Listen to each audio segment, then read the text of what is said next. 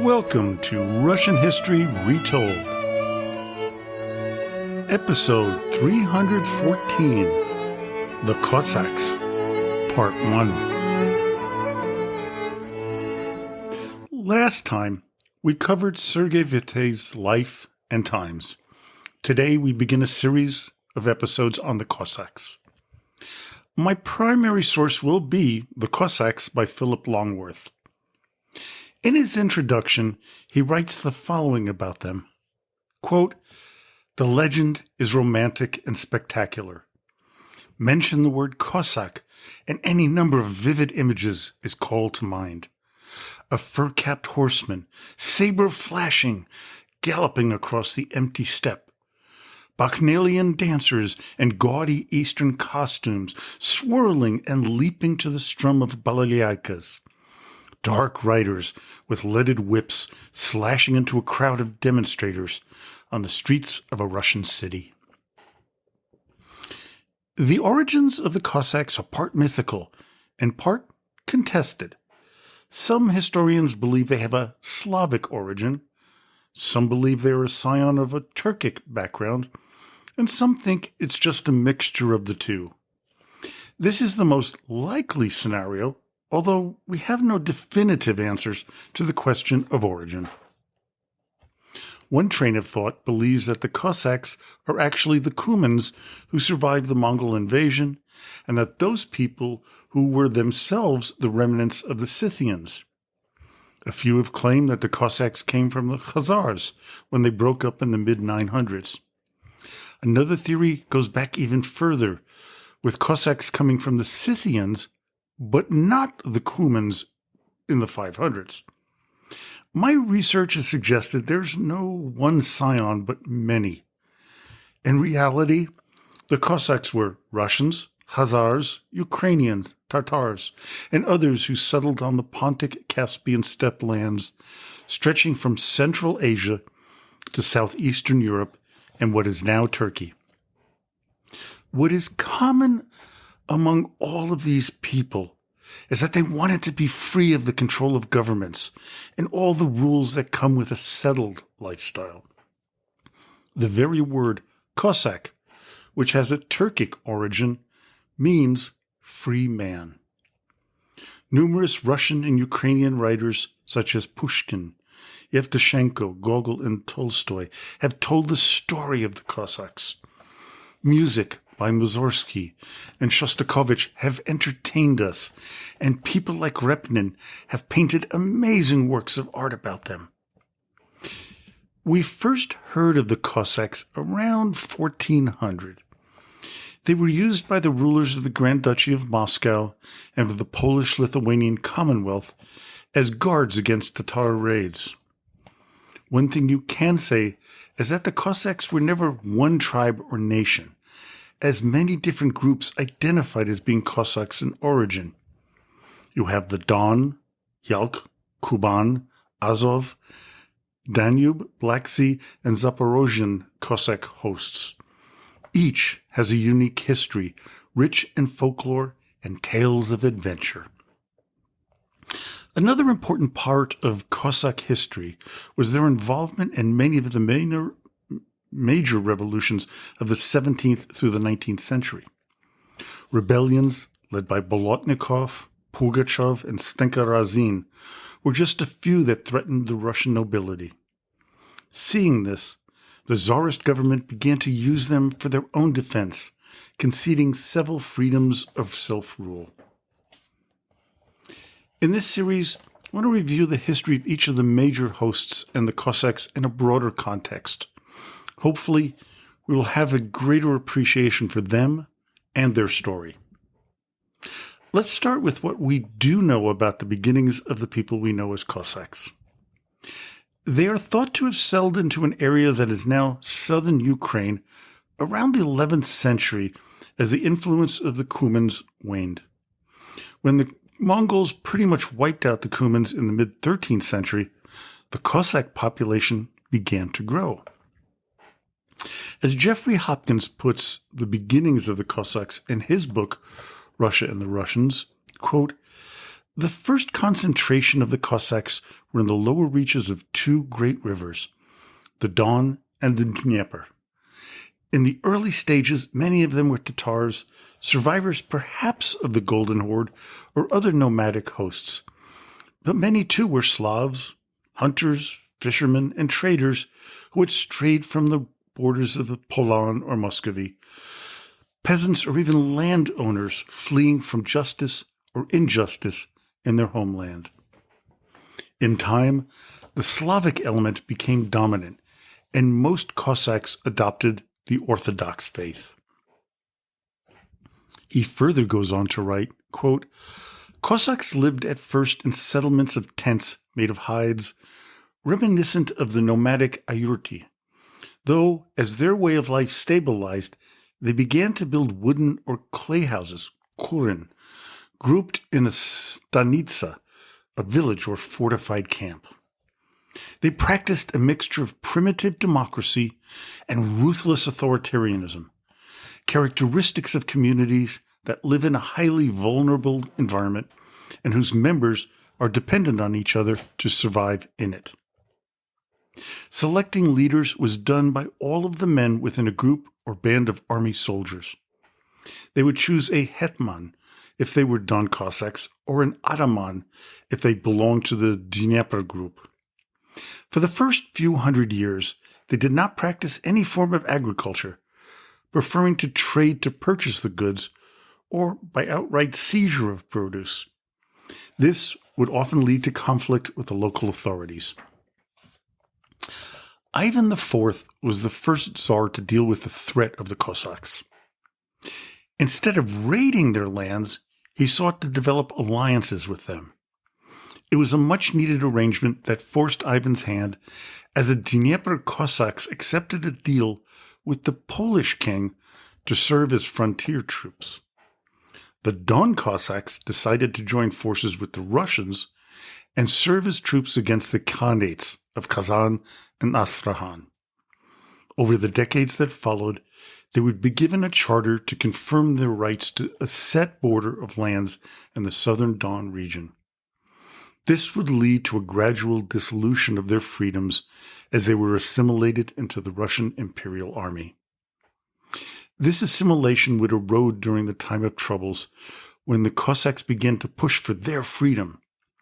They did this by supporting the numerous false Dimitris that sprouted up during this lawless time. The first false Dimitri, as you know, came from Poland. According to some sources, his name was Grigory Otropev, a junior boyar. Because of the support from the Polish government, the Dnieper host backed his foray towards Moscow. This was also the time of another revolt, this time led by Ivan Bolotnikov, who was a runaway slave.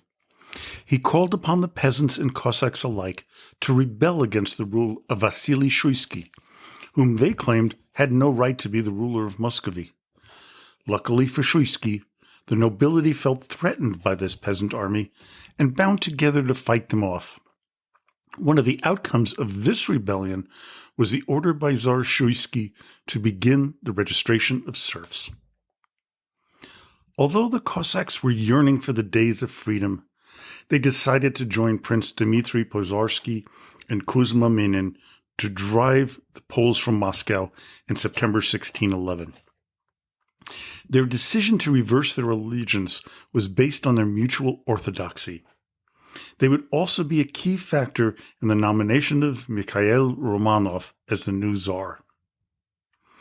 One of the people put forth as a candidate for ruling Russia after the time of troubles was Carl Philip, younger brother of Gustav Adolphus of Sweden. The Cossacks were dead set against a foreigner taking the throne, feeling it was a ploy by the boyars to control the outsider.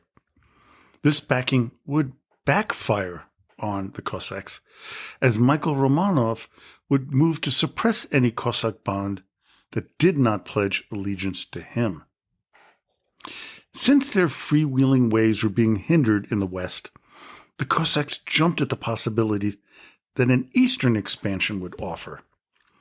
The vast frontier of Siberia was just what the doctor ordered for the Cossacks. The fur trade exploded, as Hosking writes, quote, "The courts of Renaissance Europe were hungry for the more exotic types of fur, marten, sable, ermine, which had long ago exterminated farther west." This was a literal gold mine for the Cossacks, who ventured east beginning in the late 16th century.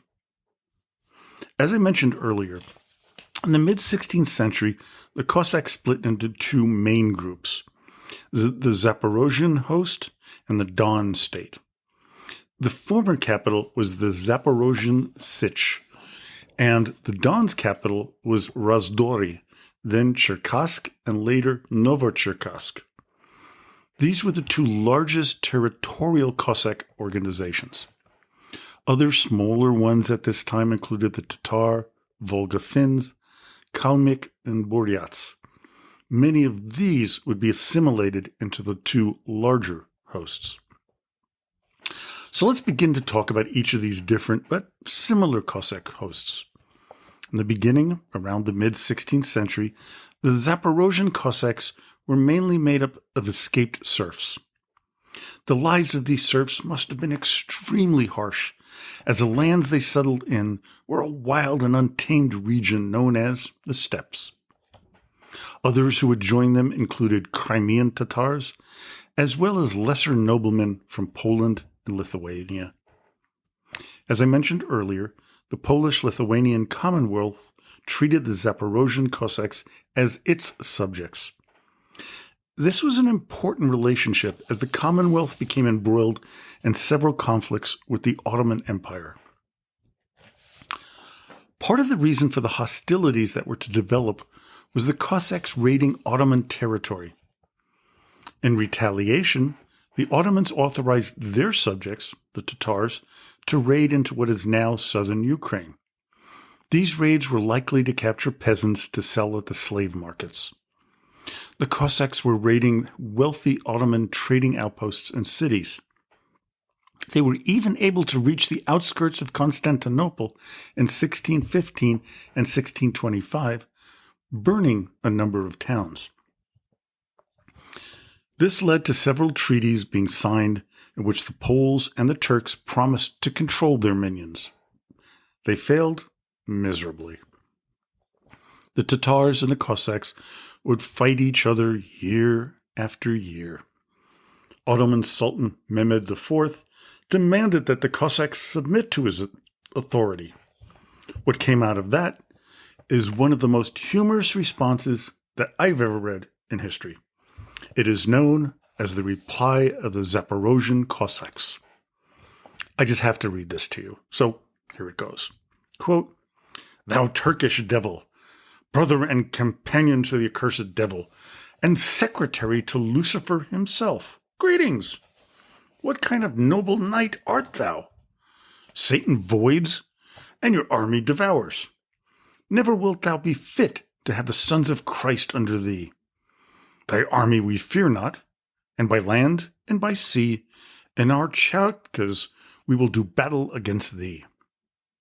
Thy scullion of Babylon, thou beer brewer of Jerusalem, thou goat thief of Alexandria, thou swineherd of Egypt, both the greater and the lesser, thou Armenian pig and Tatar goat, thou hangman of the Kamenets, thou evildoer of Podolia, thou grandson of the devil himself, thou great silly oaf of all the world and of the netherworld, and before our God, a blockhead, a swine's stout, a mare's ass and clown of Hades. May the devil take thee. That is what the Cossacks have to say to thee, thou basest form of runts. Unfit art thou to lord over true Christians. The date we do not know, for no calendar have we got. The moon is in the sky, the year is in a book, and the day is the same here as ye over there. And thou canst kiss us thou knowest where. Koshovi Ottoman Ivan Sirko, and all the Zaporozhian Cossack Brotherhood.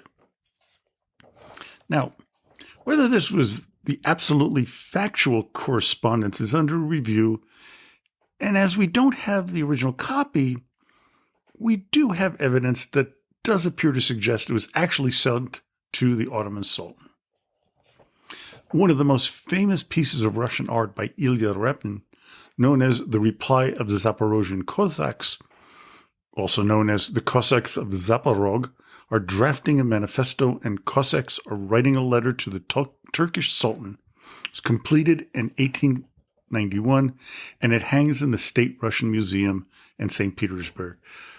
I really recommend you look this up online. Ilya Repin, The Reply of the Zaporozhian Cossacks. It is a beautiful and immense piece of art. So you'd really love it. It's just gorgeous. Now, the reputation of the Zaporozhian Cossacks spread throughout Europe. The Habsburgs even hired them to harass the Ottomans at their borders. In the early part of the 17th century, Cossack numbers swelled. Many were fleeing serfs from the Polish-Lithuanian Commonwealth. The Zizlachta, or a noble class of the Commonwealth, attempted to turn the Zaporozhian Cossacks into serfs. This angered them, as well as the suppression of orthodoxy in their territory. This would bring on the Khmelnytsky uprising, which started in 1648. The Khmelnytsky uprising would be quite successful, so much so that it would precipitate the event known as the Deluge, a time similar to the Russian time of troubles. It would lead to the dissolution of the Polish-Lithuanian Commonwealth and the fall of their dominance over western Ukraine. Another outcome from the uprising was the 1654 Pereyaslav Agreement, which asked the Cossacks to swear allegiance to the Tsar while retaining a measure of autonomy. This would lead to a time known as the Ruin. Civil war would break out between those who refused to pledge allegiance to the Tsar, those who wanted to stay with the Polish-Lithuanian Commonwealth, and those who agreed with the Pereyaslav Agreement. Between 1657 and 1686, tensions within the Zaporozhian Cossack host, as well as between the Commonwealth, Russia, and the Ottoman Empire, were explosive. It wasn't until the signing of the Eternal Peace Treaty that things began to calm down. Ukraine was split between the three nations, with Poland losing the so-called left bank of Ukraine, which weakened it, beginning its decline as a regional power. The end of the ruin came with the ascension of Hetman Ivan Mezba in 1687. This selection would be a major mistake, as Mezba would side with Swedish King Charles XII in the Great Northern War against Tsar Peter I. After the Battle of Poltava, Mezba, Charles, and the Cossacks that rebelled against the Russians were forced into exile in the Ottoman Empire. Peter ordered the destruction of the Zaporozhian Sich, which led to further distrust of the Russian state. Over the next few decades, forays were made to rejoin the Polish-Lithuanian Commonwealth, but they failed due to religious differences. In 1734, the Treaty of Lubny was signed between the Cossacks and Russia, giving them more autonomy and helping rebuild the Sich. The Cossacks, in turn, assisted the Russians in their upcoming war with the Ottomans. The influence of Russia over the Zaporozhian host began to irritate the majority of the Cossacks.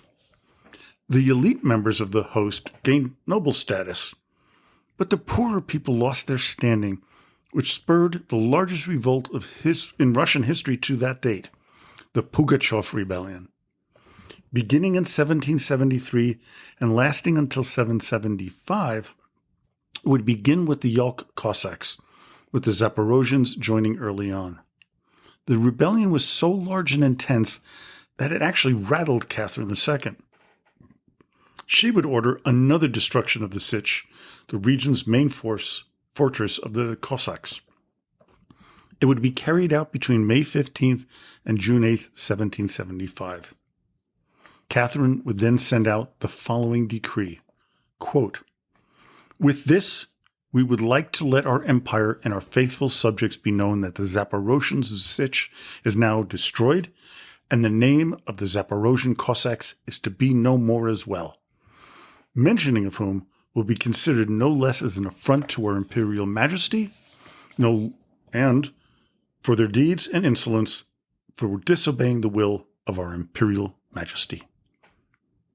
About 5,000 fighting men of the Zaporozhian Cossacks escaped the destruction and made their way to Ottoman territory, creating the Danubian Sich. This would present a major problem for the Russians, especially with their continued wars with the Ottoman Empire. In 1828, Tsar Nicholas I gave amnesty to all of those in the Danubian Sich if they agreed to return to Russia and create the Azov Cossack host. Many decided to return and accept the offer. In 1862, they would join with the Kuban host and become a protectorate of the Russian Empire until the end of the Russian Civil War. Stalin subjugated and relocated many of the remaining members of the Kuban host and strongly discouraged their celebration of their Zaporozhian heritage. This ended with the dissolution of the Soviet Union in 1991. Putin actually encouraged the return of pride for their heritage, even going so far as to enlist the Kuban Cossacks into the Kremlin Presidential Regiment, where they are now the majority. Their jobs are to protect the Russian leaders and the Kremlin. Well, I hope you enjoyed today's episode. Join me next time when we continue our coverage of Cossack history, and we'll focus mostly on the Don Cossacks at this time. Now, before we go, as I mentioned earlier in previous episodes, I will be speaking in an online conference entitled Intelligence Speech 2025. My talk will be on Russian paranoia and how it leads to the lies and deception that color the Russian government today. The conference will take place on February 8th, 2025, and if you act now, you will get the early bird price of $20. But we also have a special offer for listeners of this podcast. When you buy your ticket, enter the promo code RULER at checkout to receive an additional 10% off the already discounted ticket price. That's a great deal for this much content. And by the way, some of the speakers are phenomenal. These are some of the top podcasters in the world. I'm honored to be considered one of them. So it was really nice. So go to https://intelligencespeechonline.com to get your tickets today. So until next time, до свидания и спасибо за внимание.